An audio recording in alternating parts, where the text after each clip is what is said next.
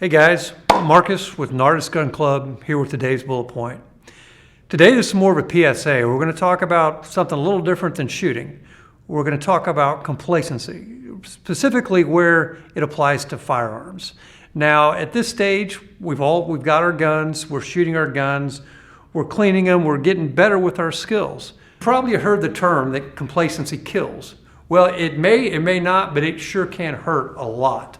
So understand, when we live our lives with these firearms, whether they're in our possession, whether they're stored in a holster, in a safe, we have to maintain some sense of safety and security with those guns. Understand these firearms are as safe as we make them. You know, whether we're cleaning our firearms, we're going to unload our guns, we're going to take all the ammunition out of the gun, out of the room, off our person before we start cleaning these guns.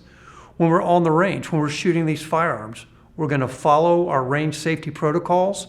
That means we're never going to point our firearm at anything other than forward of that 180 from our shooting position. Any holstering or reholstering will be done at the firing line. You may have seen one of our last videos where we went over holstering.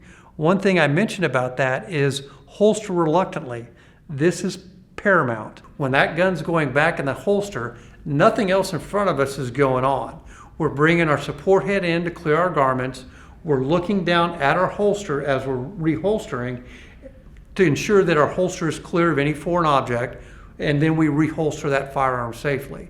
Imagine, if you will, if we're out shooting and a casing flies out and maybe somehow it rests right there on your holster and you don't catch that.